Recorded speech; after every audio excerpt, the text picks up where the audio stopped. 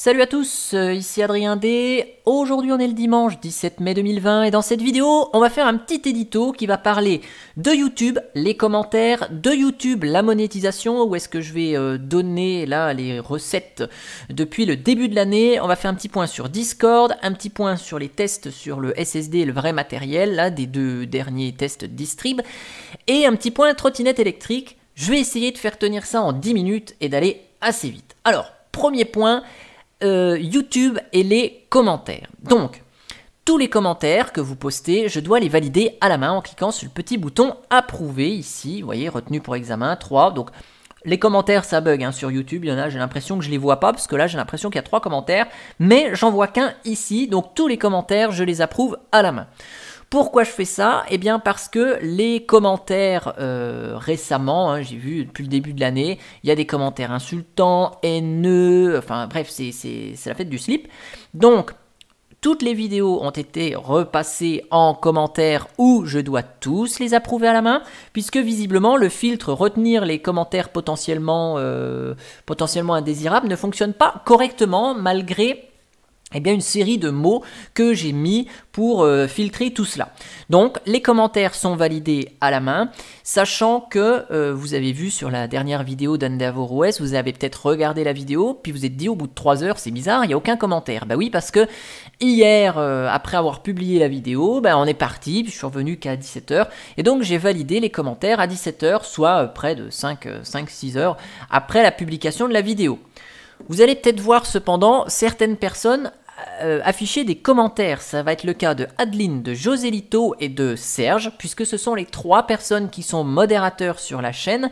Et donc, quand ils publient sur un live YouTube, vous voyez la petite clé à molette. Et donc, ces personnes-là, elles écrivent des commentaires et malgré tous les commentaires mis en attente, les modérateurs outrepassent tous ces droits. Et donc, ça veut dire que je leur fais largement confiance. Donc attention, Josilito, attention, Serge, ne dites pas de bêtises, parce que sinon, ça va barder. Alors, bien sûr, vous le savez, on peut valider les commentaires sur le téléphone. Je le fais de temps en temps, quand je suis au boulot, hop, je me connecte un coup sur YouTube Studio, je valide les commentaires. Et c'est pour ça qu'en fait, vous voyez des commentaires, mais que je réponds pas tout de suite, parce que parfois je les valide sur le téléphone, et j'y réponds tranquillement le soir quand je suis sur l'ordi ou quand j'ai un moment, parce que j'ai envie de répondre de manière correcte aux commentaires. Donc voilà. Donc c'est pour ça que les commentaires sont validés à la main ici. Ça, c'est pour la partie commentaires. Après, concernant la monétisation, vous savez, je monétise la chaîne. Même si sur linuxtricks.fr, le site, il n'y a pas de publicité, il n'y a pas de tracker, il n'y a pas de Google Analytics, vous pouvez aller sur le site Linuxtricks, vous voyez ici, les bloqueurs de pub disent que pub et tracker, ils disent il n'y a rien. Vous pouvez essayer avec tous les bloqueurs de pub, il n'y a rien du tout. C'est d'ailleurs pour ça que je ne mets pas le petit bandeau qui est insupportable d'ailleurs. Attention, nous utilisons des cookies, gna gna gna gna gna. Je ne mets pas le bandeau pour la simple et bonne raison, c'est que les seuls cookies que j'utilise sont ceux qui permettent de faire fonctionner le site lui-même. Donc, aucun intérêt ici de ce côté-là à mettre cette petite bannière. Donc, vous le savez, la chaîne est monétisée par des publicités. Cette monétisation, je l'ai déjà dit 150 000 fois, elle sert à quoi? Elle sert à payer l'hébergement de linuxtricks.fr, puisque linuxtricks.fr n'est pas hébergé chez moi. Il est hébergé sur un serveur VPS chez Ionos comme hébergeur. Et donc, ce serveur, plus le nom de domaine, plus les boîtes mail, tout ça, ça me coûte 19,72 € TTC par mois. Donc, la monétisation de la chaîne permet d'être autosuffisant là-dessus. Et le surplus, ça permet de faire des dons au logiciel libre. Je vous l'ai déjà dit, j'ai déjà fait plusieurs dons. Un pour LibreOffice, enfin The Document Foundation. J'en ai fait d'autres pour l'April. Il y en a un, j'ai fait en doublant ma cotisation chez Coagul, par exemple. Et donc, j'ai effectué des dons à plusieurs entités du logiciel libre de ce côté-là. Cependant, depuis le début de l'année, je n'ai encore rien fait en tant que don. Et du coup, j'ai mis sur Twitter un petit tweet épinglé. Mais en fait, vous avez été nombreux à aimer. Mais le problème, c'est que j'ai pas la réponse à ma question. Donc, je réitère ma question ici. C'est que en fait j'ai mis les 3 derniers mois parce que le confinement a commencé en mars, mais en fait ce sera pas mars, avril, mai, mais vu que j'ai rien donné pour le moment depuis le début d'année, je me suis dit est-ce que je ne pourrais pas donner les revenus gagnés par YouTube cumulés de janvier, février, mars, avril et mai. Alors vous savez que on n'a pas le virement de YouTube tant qu'on n'atteint pas le seuil des 70 €. C'est-à-dire que si dans un mois en fait vous gagnez 20 €, ben, en fait vous n'avez pas le solde sur votre compte. Ça veut dire que en fait il faut attendre que le cumul des mois atteigne 70 € pour avoir un truc qui est débloqué. Donc du coup, je vais cumuler les mois de janvier, février, mars, avril et mai des revenus pour donner au personnel soignant. Alors si vous avez le nom d'une cagnotte qui soit pas une arnaque, parce qu'on envoie des cagnottes et tout ça, mais derrière il peut se cacher des arnaques. J'ai essayé de chercher un peu, j'arrive pas trop à trouver un truc fiable. Alors de préférence une cagnotte qui serve à tout le monde en France, sinon un truc qui sert un peu plus, je vais dire, pour la région Bourgogne-Franche-Comté. Je vais pas donner à l'hôpital de Bordeaux ou à l'hôpital de Paris, machin. Autant que ça serve soit à toute la France, soit à l'hôpital régional ici sur Dijon, évidemment. Donc voilà, si vous avez des liens ou autres de cagnottes qui sont officielles, eh ben je suis preneur, parce que j'ai vu une cagnotte là qui traînait sur l'hôpital de Vienne, je crois. Je ne vais pas donner à Vienne, j'y suis pas, je préfère donner localement et faire un bénéfice de ce qui se passe de manière locale.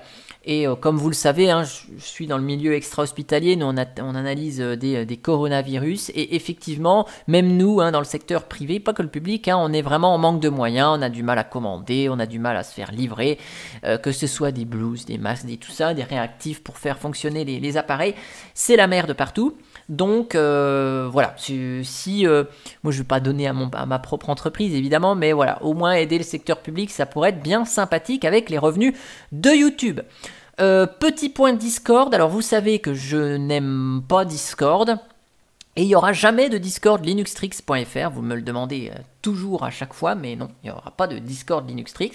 Linuxtrix, c'est linuxtrix.fr, à propos contact, vous tombez sur cette page et vous trouvez le lien vers le Telegram de Linuxtrix pour papoter Linux. Je ne suis que sur Telegram, point à la ligne, c'est tout, comme ça, sur le Telegram, il y a un canal, facile à modérer, point, il n'y a pas d'audio.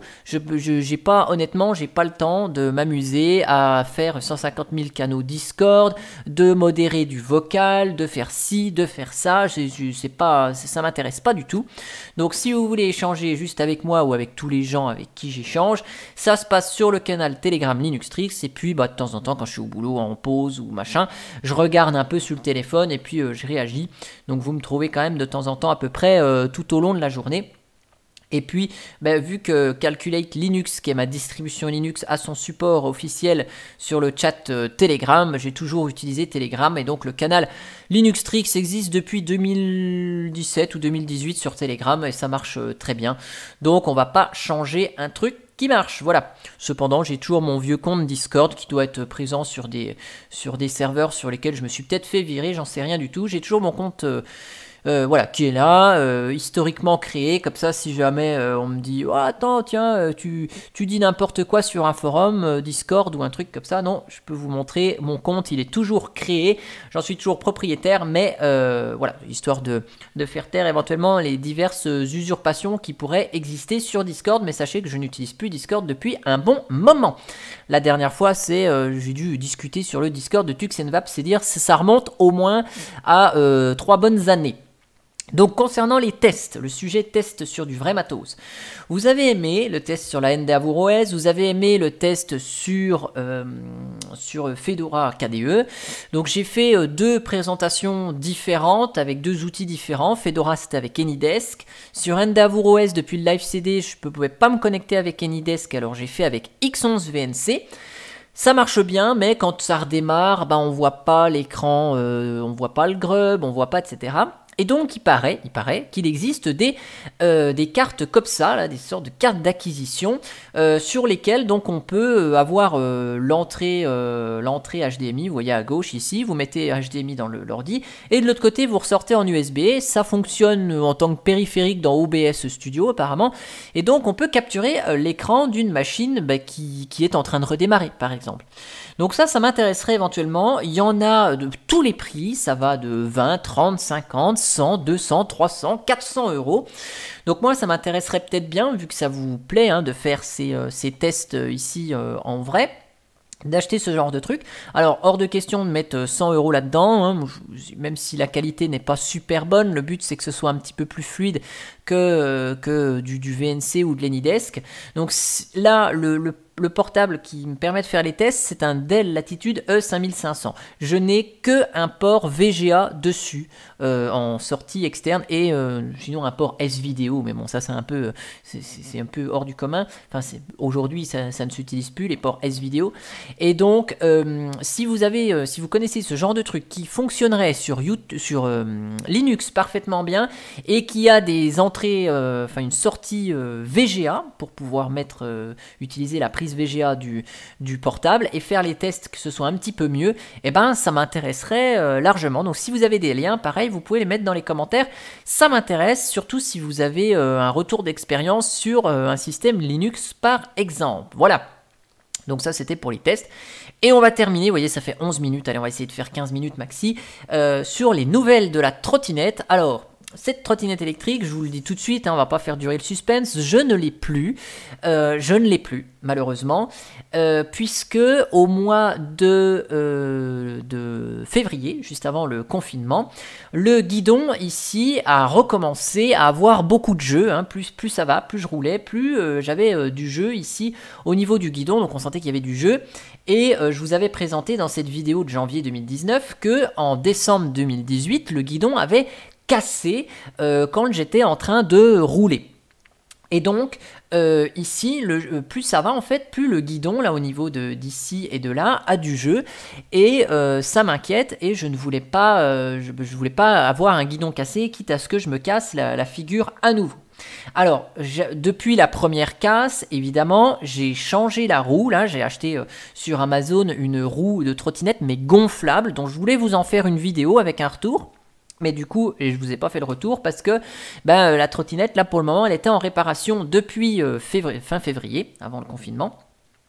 Puisque je n'ai pas d'amortisseur ici, et donc je voulais vous parler de cette roue gonflable qui améliorait grandement le confort. On sentait plus les vibrations dans les bras. Cependant, le guidon continuait toujours à avoir du jeu. Alors, qu'est-ce que j'ai fait? Eh bien, j'ai ramené chez Decathlon la trottinette juste avant le confinement, en leur expliquant le problème, que plus ça allait, plus il y avait du jeu. Sachant que cette trottinette électrique, quand je l'ai eue il y a 2 ans, c'était une des premières de la série, en fait, c'était les débuts. Et en attendant, j'ai eu une trottinette de prêt, le temps que celle-ci était en réparation. Et donc les boutons ici pour accélérer et freiner sont beaucoup plus costauds sur la nouvelle. Je voulais vous en faire une vidéo, puis j'ai pas eu le temps. Et donc voilà. Et deuxième problème, c'est d'ailleurs pour ça que je l'ai ramené, les phares devant en fait s'allumaient, s'éteignaient, s'allumaient, s'éteignaient, s'allumaient, s'éteignaient, comme s'il y avait un espèce de faux contact. Donc pour les phares, je ne m'amuse pas à démonter la trottinette pour essayer de réparer, parce que si on démonte soi-même, la garantie, elle saute.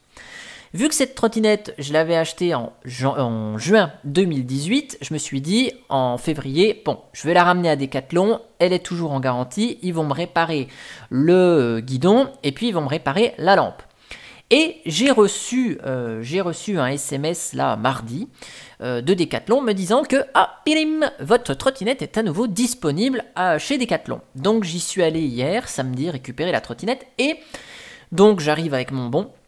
Je dis bon, je viens récupérer la trottinette, le mec me ramène la trottinette, et ici, au niveau des fils, tout était encore sorti. Je lui dis, mais c'est normal que tout est sorti là? Et il me dit, bon, écoutez, je sais pas trop. Bon, d'accord. Et du coup, bon, je dis, bon, c'est pas grave, je vais essayer de l'allumer quand même. J'essaie de l'allumer, elle s'allume pas. Et donc, je regarde le mail, je lui dis, bah écoutez, je suis désolé, mais la trottinette s'allume pas, il y a un problème.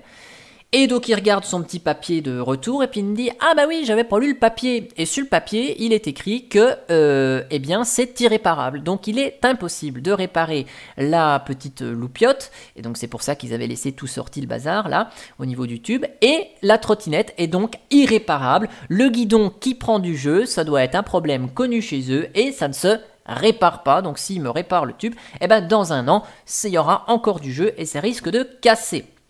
Donc, résultat des courses, la trottinette n'étant pas réparable, elle est toujours chez Decathlon, c'est parfait, ils vont s'occuper du recyclage, ils vont récupérer je pense les batteries, les pièces pour servir de pièces pour d'autres trottinettes. Cependant, je n'ai plus de trottinette et ce qui m'a été proposé, c'était un échange avec cette même trottinette. Donc un échange standard en reprenant une trottinette neuve, ou en tout cas cette Revolt 2.0 mais améliorée avec les contrôles qui sont un peu mieux. Voilà, il y a eu une révision avec du matériel un peu plus costaud. Et le problème, eh bien, c'est que cette trottinette n'est plus vendue et il n'y a plus de stock chez Decathlon. Alors, comment obtenir une trottinette en échange de même modèle, sachant que cette trottinette n'existe plus? Bah oui, parce que si vous allez chez Decathlon, en trottinette électrique, vous n'avez plus que la Revolt R. Ça veut dire que la Revolt 2.0 n'existe plus. Alors, la Revolt R, elle est géniale parce que vous voyez, il y a le petit amortisseur ici. Derrière, il y a un amortisseur donc dessous. Il y a un frein à disque ici derrière. Voilà, donc un frein avec une manette. Donc l'amortisseur, c'est quand même beaucoup mieux sur cette trottinette parce que du coup, quand vous allez rouler, pas besoin peut-être de mettre une roue gonflable, on verra bien. Hein, mais au moins, on sent moins les vibrations. Donc, cette trottinette semble bien, mais vu que c'est pas le même modèle, ils ne peuvent pas me les changer. Donc, qu'est-ce qui se passe? Eh bien, chez Decathlon, ils ont été très gentils, ils m'ont fait un avoir du prix de la trottinette. Alors, ce qui est rigolo, c'est que celle-ci, quand je l'ai achetée il y a 2 ans, je l'ai achetée 499 €. Donc, Decathlon m'ont fait un avoir du prix du neuf de la trottinette de 499 €. Sauf que si vous avez vu ici, la nouvelle trottinette électrique Revolt R, elle est à 380 €. Elle est en promo, normalement elle est à 420 €. Elle était à 450 il y a à peu près 3-4 mois, j'avais vu, parce qu'elle m'intéressait, peut-être pourquoi pas. Là, elle est en promo, je pense qu'il y a des stocks à écouler du fait que les magasins sont restés fermés à un moment donné, et donc elle est plus qu'à 380 €. Donc, plutôt que d'avoir un échange standard auprès de Decathlon, eh bien, ils m'ont fait un avoir de 499 €. Et donc, hier soir, puisqu'elle n'était pas disponible en magasin à Dijon, hier soir, je me suis empressé de me connecter sur le site Decathlon et de commander donc cette trottinette Revolt R. Voilà, 380 €. Donc, vous avez compris, 500 moins 380, il me reste encore 120 €. Donc, c'est magnifique puisque j'ai le droit à rechanger 2 trottinettes gratuitement, entre guillemets, puisque du coup, ils m'ont fait un avoir au prix du neuf. Donc, je vais repartir avec une trottinette qui va arriver, je pense, dans une semaine ou deux, qui sera toute neuve, avec une garantie de 2 ans qui repart évidemment à 0, parce qu'un échange standard, la garantie serait peut-être pas repartie à 2 ans. Donc je vais repartir avec le nouveau modèle, 2 ans de garantie, et en plus j'ai encore 120 € que je vais pouvoir dépenser chez Decathlon. Ils auraient pu me dire, on vous fait un avoir du prix de la trottinette actuelle. Non, ils m'ont fait un prix au neuf. Donc écoutez, je suis un client Decathlon, mais je suis un client qui leur coûte cher, puisque les nombreux problèmes que j'ai eu avec la trottinette, tout ça pris en garantie, ça leur a coûté en envoi, en machin, en trucs. Ça leur a coûté une blinde à mon avis. Je pense que ça leur a coûté plus cher que le prix d'achat de la trottinette. Et en plus là, ils me font un bon d'achat du prix de la trottinette elle-même. Ce qui fait que je vais pouvoir avoir un nouveau modèle. Et en plus que je vais pouvoir encore dépenser 120 € chez Decathlon avec le bon. Donc voilà, je pourrais acheter des jogging pour aller faire du sport, machin, changer la raquette de tennis ou autre. Je pourrais acheter des équipements, ça c'est top. Donc ils ont été plutôt commerçants sur ce coup-là, Decathlon, je les en remercie. Et donc dès que j'aurai reçu cette trottinette, je vous ferai des nouvelles vidéos pour vous présenter cette trottinette et on va essayer de voir si elle est de meilleure fabrication. J'imagine que oui, ils ont pris en compte tous les défauts de la précédente pour les corriger. Et donc, notamment quand on va freiner, la petite loupiote ici va se mettre à clignoter, etc. Bah voilà, parce que c'est les nouvelles normes. Il faut, à partir de juillet, il faut des freins performants sur les trottinettes électriques. Je vous en avais déjà parlé. Il faut des freins performants, il faut tout un tas d'homologations. Et donc, celle-ci, pour le coup, a tout ce qu'il faut. Hein. Ici, voilà, ça, c'est le frein performant. Donc, il y a tout ce qu'il faut. Donc, il faudra juste que je m'habitue, puisque ici, bah, ce sera plus un frein électrique, ce sera un frein avec la manette. Et donc, vous voyez ici, la manette pour accélérer, c'est celle que j'avais sur celle de près de trottinette. La manette pour accélérer et freiner, vous voyez, elle est beaucoup plus costaud que celle-ci qui était toute fine. Voilà, c'est terminé pour cet édito. J'avais dit que je tiendrais 10 minutes. Et bien, résultat des courses, j'ai encore blablaté pendant 20 minutes. J'espère que cette vidéo, elle vous aura plu. Et moi, je vous dis à bientôt pour une prochaine vidéo. Allez, ciao, ciao!